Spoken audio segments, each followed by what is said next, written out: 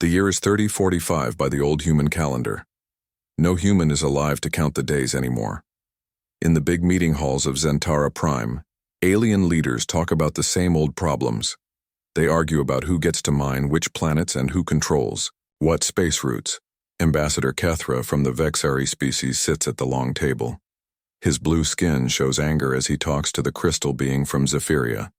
They fight about mining rights in the far edge of space. These fights happen every day. Trade wars, border disputes, and fights over resources fill their time just like they have for hundreds of years. Captain Veltar flies his patrol ship called Starwind through the old human territory. The ship's computers scan the Sol system, which everyone now calls Archaeological Zone 7 Alpha. The dead planets circle their yellow sun in complete silence. Earth, the old human homeworld, shows no life at all. Only an old warning beacon still works, telling all ships to stay away from the dangerous system. Mars looks like a red desert ball, its old terraforming machines broken and useless. In the asteroid belt, the bones of human mining stations float in space. Alien scavengers picked them clean long ago. Dr. Nithka sits in her lab on Altair 4. She studies old human artifacts and reads ancient data files. Her 4 eyes scan the historical records on her computer screen. According to every database in the galaxy, humans killed themselves in a massive war exactly 1,000 years ago. The species that once seemed so promising had turned their weapons on each other.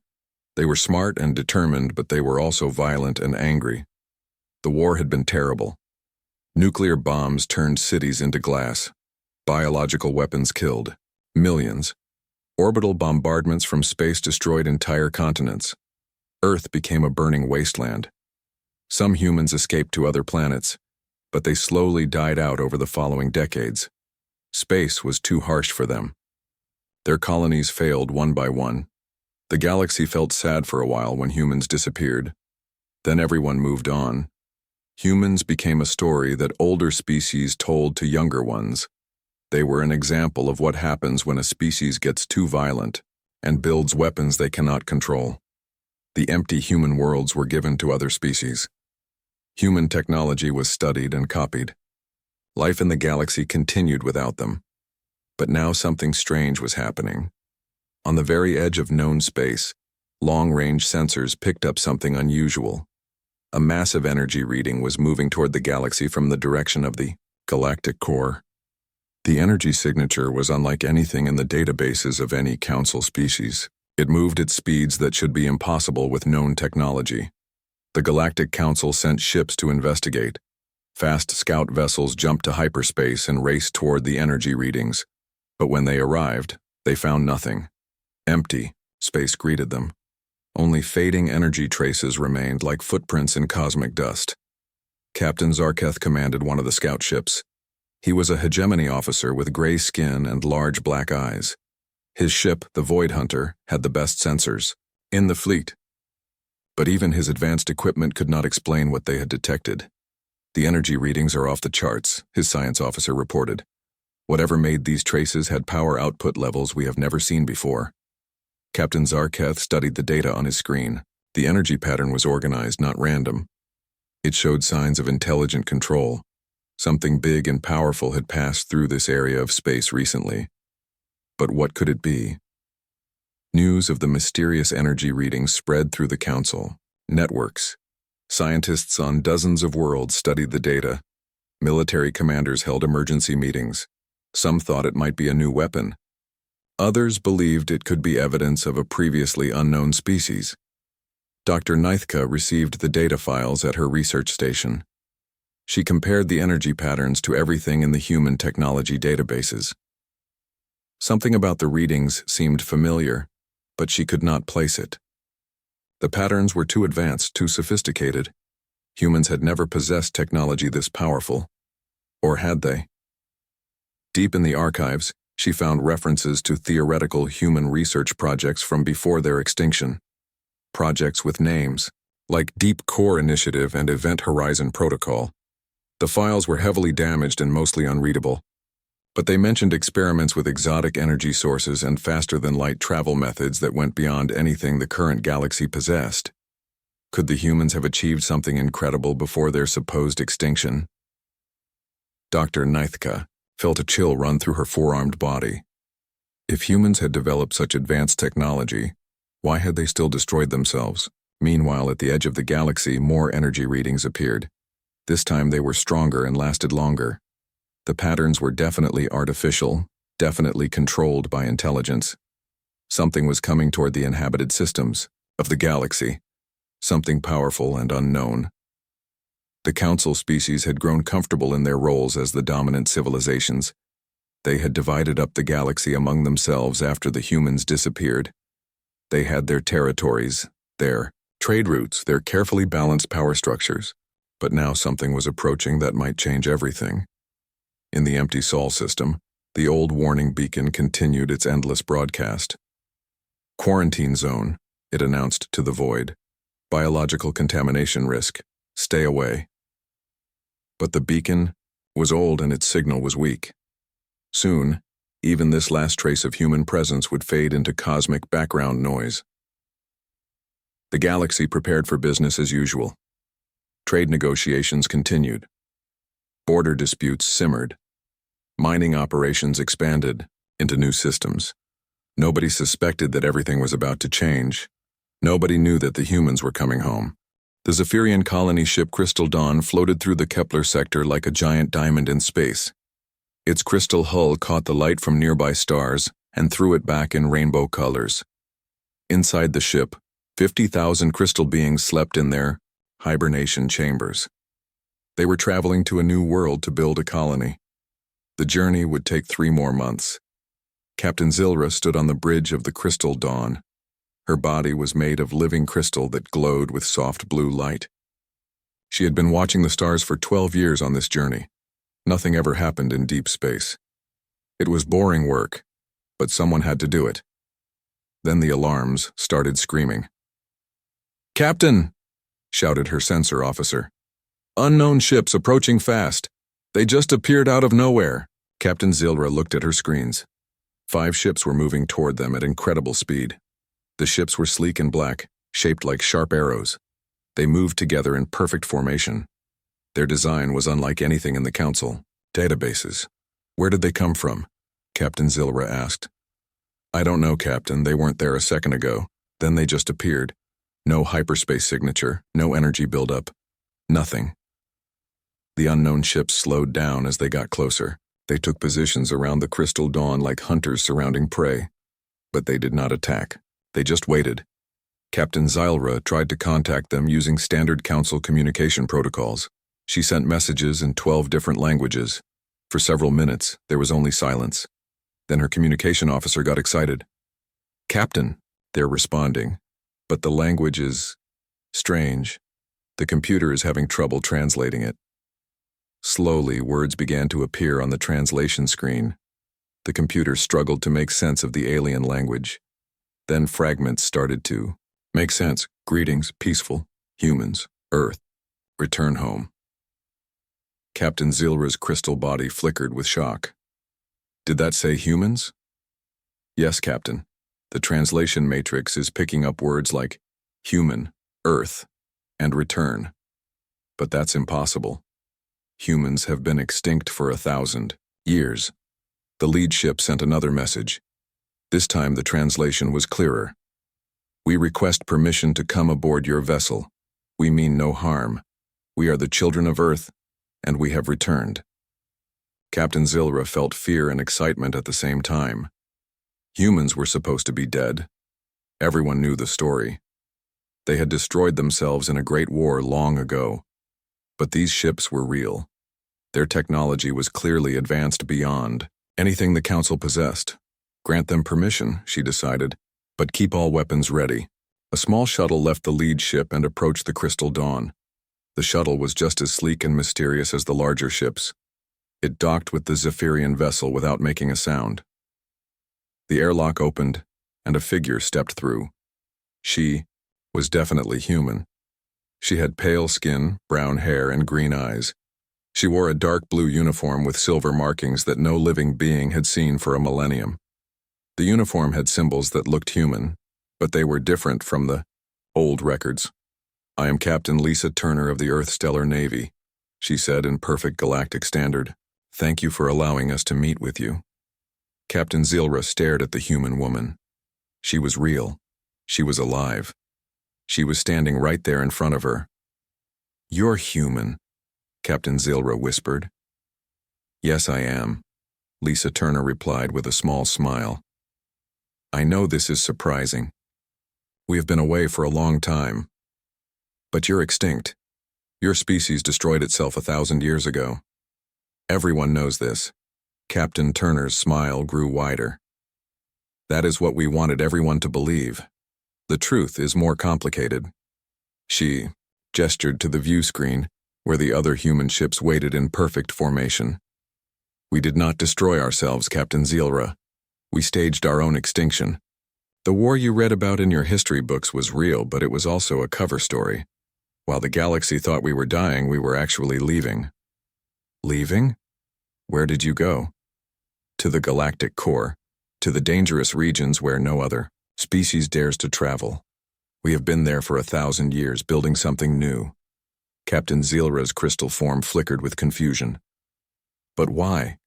Why fake your own extinction?" Captain Turner's expression became serious. "Because we discovered something terrible was coming. A threat so dangerous that we knew we could not face it with the technology we had. We needed time to prepare, time to grow stronger." "What kind of threat?" "That is a long story. But first, we need to speak with the Galactic Council. We have much to discuss." The news of the human return traveled through Council communication networks like wildfire. On dozens of worlds, alien leaders received emergency messages. The impossible had happened. Humans were alive. They were back. And they had technology that made their ships appear and disappear like ghosts. Dr. Nithka received the news at her research station. She had been studying human artifacts for 50 years. Now she was learning that everything she thought she knew was wrong. Humans had not destroyed themselves. They had been hiding, growing stronger in secret. Emergency sessions were called on, every council world. Military commanders studied the scanner readings from the Crystal Dawn encounter. The human ships showed power levels that were impossible. Their hulls seemed to be made of materials that did not exist in council databases. Their engines produced no radiation signature that sensors could detect. Some council members panicked. If humans were this advanced, they could conquer the entire galaxy. Others were curious. What had humans learned during their 1,000-year absence? What technologies had they discovered? But everyone agreed on one thing. The balance of power in the galaxy had just changed forever. The humans were back, and they were no longer the weak species that had supposedly destroyed itself. Long ago, they were something new, something powerful, something that could reshape the entire galaxy. Captain Lisa Turner stood on the bridge of her ship and looked out at the stars. After 1,000 years of exile, humanity was finally ready to reclaim its place in the galaxy. But first they had to convince the other species to listen to what they had learned. The real war was still coming. And when it arrived, the galaxy would need every ally it could find. The massive space station Unity's Edge floated in neutral space between 3 star systems. It was the largest structure ever built by the Galactic Council. The station could hold 1 million beings and had meeting halls big enough for representatives from every known species. Today, those halls were packed. Emergency sessions had been called. The impossible news had spread across the galaxy in just 2 weeks. Humans were alive. They were back, and they had technology that made them more powerful than any other species. Admiral Jake Morrison walked into the main council chamber. He was tall and strong, with gray hair and calm blue eyes. His dark blue uniform was clean and neat, with silver stars on his shoulders. Behind him walked Dr. Kate Sullivan, a brilliant scientist with red hair and sharp green eyes. She carried a small device that would soon change everything. The alien representatives stared at the humans as they entered. Some had never seen a human before. Others remembered the old stories and pictures from the archives. But these humans looked different. They moved with perfect coordination. Their eyes seemed to see everything at once. There was something about them that made even the most powerful alien leaders feel nervous. Ambassador Kethra from the Vexari delegation stood up first. His blue skin was darker than usual, showing his anger. You claim to be human, but humans are extinct. They destroyed themselves 1,000 years ago. We have proof of this. Admiral Morrison smiled calmly. You have proof of what we wanted you to believe, Ambassador. The truth is very different. He activated a holographic projector in the center of the chamber. Images appeared in the air above their heads. They showed Earth during the supposed final war. Cities burning, armies fighting, nuclear explosions lighting up the sky. This war was real, Admiral Morrison explained. People died, cities burned. But it was also the greatest deception in galactic history. While the galaxy watched our homeworld burn, millions of humans were secretly leaving Earth. We had discovered something that made our fake extinction necessary. Dr. Sullivan stepped forward and activated her device. New images appeared in the hologram. They showed massive ships hidden in asteroid fields and space stations built inside hollow moons. The images revealed the true scale of the human evacuation. We spent 50 years preparing for our disappearance, Dr. Sullivan said. Every human who wanted to leave was given the chance. We built hidden shipyards and secret bases. When the fake war began, our evacuation fleet was already waiting. The alien delegates watched in amazement as the hologram showed thousands of human ships leaving Earth during the chaos of the war. The ships were different from the old human designs. They were sleek and advanced, clearly built with new technology. Where did you go? Asked Captain Zilra from the Zephyrian delegation. She had been the first to encounter the returned humans. Admiral Morrison's expression became serious. To the galactic core. To the dangerous regions filled with radiation and gravitational anomalies. To places where no other species could follow us. The hologram changed again. Now it showed the galactic core, with its swirling clouds of gas and deadly radiation. But hidden in that dangerous region were structures that made every alien in the chamber gasp with shock. Massive space cities floated in the cosmic storms. Ships the size of moons moved between artificial worlds. Technology that looked like magic created barriers against the deadly radiation of the galactic core. We found something there, Dr. Sullivan continued.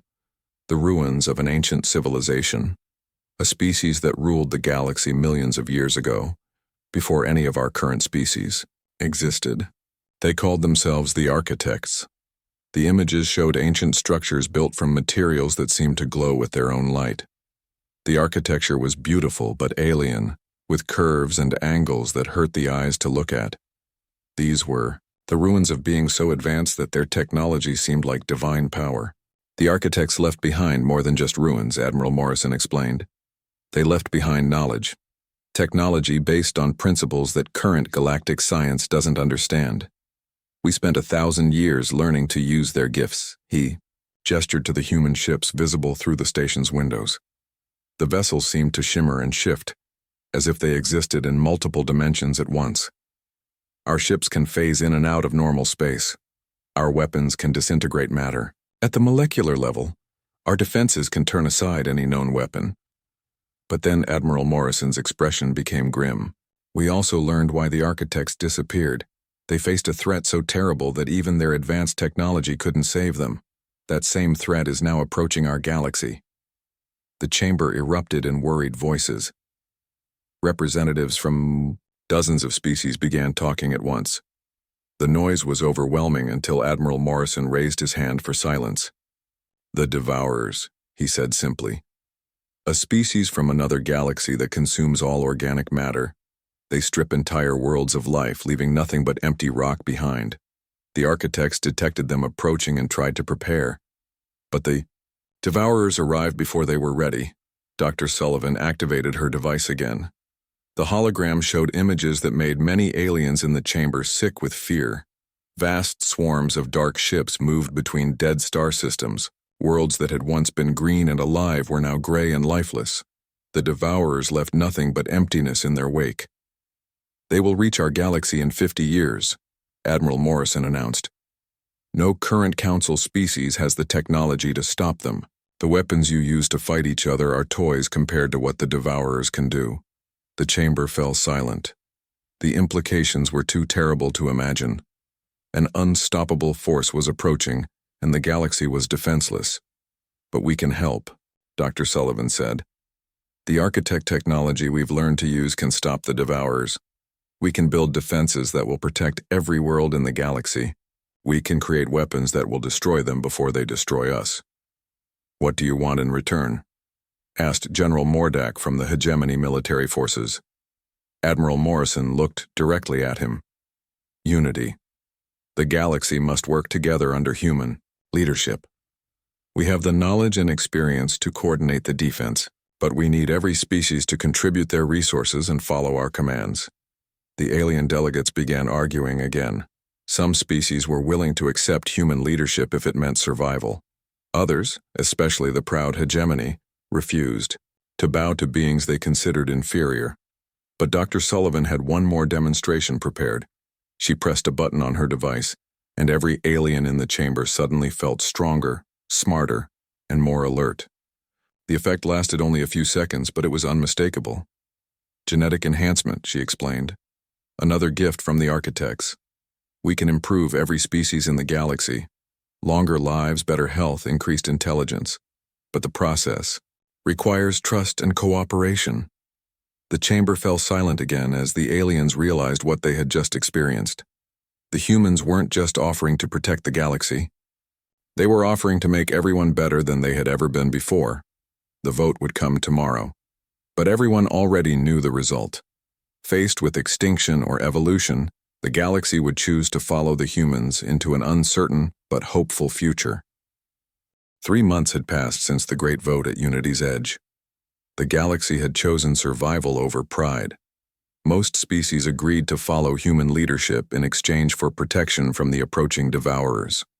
Only a few holdout worlds refused the offer, and they quickly found themselves alone and vulnerable. Commander Lisa Hayes stood on the bridge of the massive human command ship New Earth. She had dark hair and brown eyes that seemed to see everything at once. Her enhanced mind could process information faster than any computer the old galaxy had possessed. Through the viewports, she watched as construction robots built the first section of the Galactic defense grid. The defense platform was the size of a small moon. Its hull was made from architect materials that could withstand the heat of a star. Weapons arrays covered its surface, each one capable of destroying an entire fleet. This was just the first of 10,000 platforms that would soon protect every inhabited system in the galaxy. How long until the next platform is complete? Lisa asked her engineering officer. 18 days, Commander. The automated shipyards are working at full capacity. We should have the core systems defended within 2 years. Lisa nodded with satisfaction.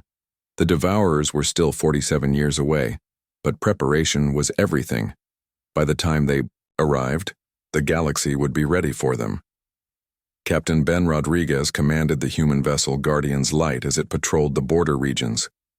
His ship was one of the new hybrid designs that combined human technology with the best innovations from Council species.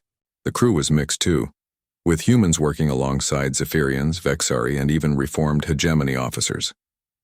Ben's second-in-command was Lieutenant Zara Kim, a human woman who had volunteered for the full genetic enhancement program. Her strength was 10 times that of a baseline human. Her reflexes were so fast that she could catch a bullet fired from across a room. Her mind could solve complex equations in seconds.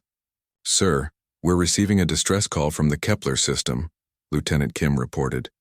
"Pirates are attacking a cargo convoy." "Set course for Kepler. Maximum speed," Ben ordered. The Guardian's Light phased out of normal space and reappeared near the battle zone in less than a minute. The pirates were using old Council technology against cargo ships protected only by light shields. It was no contest. But when they saw the human ship appear, the pirates immediately tried to surrender. Stories of human capabilities had spread throughout the galaxy. Nobody wanted to fight beings who could appear and disappear at will. "This is Captain Rodriguez of the Terran Defense Force. You are under arrest for piracy and assault. Surrender now and you will be treated fairly." The pirate ships powered down their weapons without firing a shot. Ben smiled grimly. Fear was a powerful weapon, but he preferred that people cooperate willingly. Dr. Kate Sullivan worked in her laboratory on the research station Darwin's Dream. She was perfecting the genetic enhancement process for different alien species. Each race required special modifications to their DNA to handle the improvements safely. Her latest success was with the Altarian species. Dr. Nithka, the archaeologist who had studied humans for decades, had volunteered to be the first of her kind to receive the enhancements. The results were remarkable. "How do you feel?" Dr. Sullivan asked as Dr. Nithka completed her physical tests.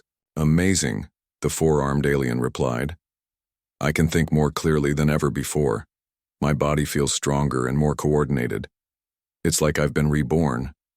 Dr. Nithka was now capable of lifting objects that would have been impossible for her original body.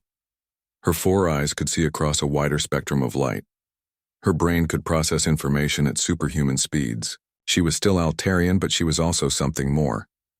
"The other species are seeing similar results," Dr. Sullivan noted. "Enhanced Zephyrians can manipulate crystal structures with perfect precision. Improved Vexari can survive in environments that would have killed them before. Even the hegemony officers who accepted enhancement are performing beyond their original capabilities." But not everyone was happy with the changes.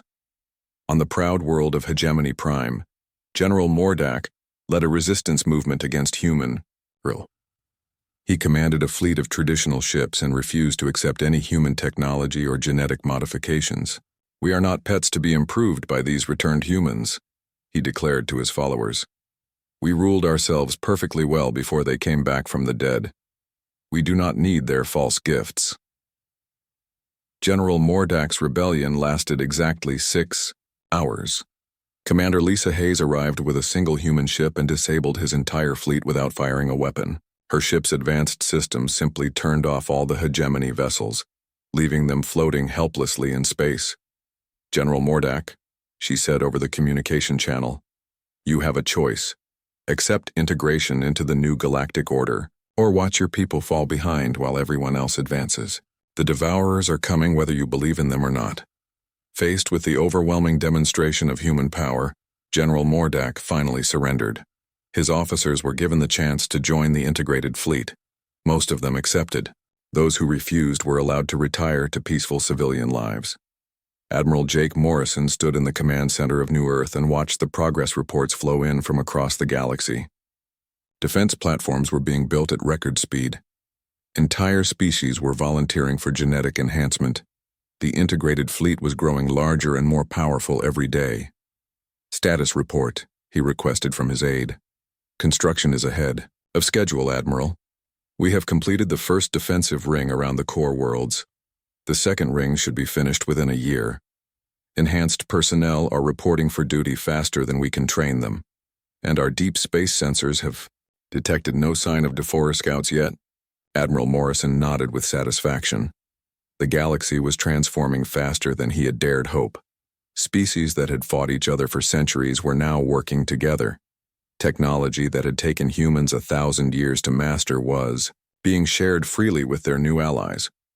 But the most important change was in humanity itself.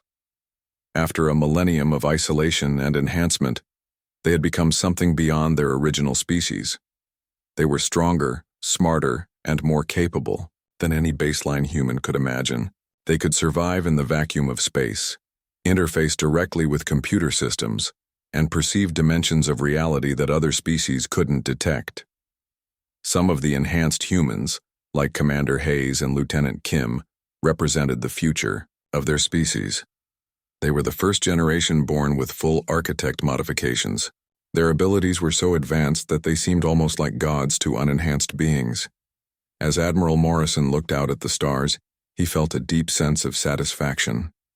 Humanity had returned from its self-imposed exile stronger than ever. The galaxy was united under human leadership. The defenses against the Devourers were taking shape. In just a few decades, when the enemy finally arrived, they would find not helpless prey but a unified galaxy ready for war. The extinct humans had become the saviors of all life in the galaxy. And when the final battle came, they would be ready to prove that humanity's greatest strength had always been their refusal to give up, no matter how impossible the odds might seem. The galaxy had a new future, and humans would lead the way to victory.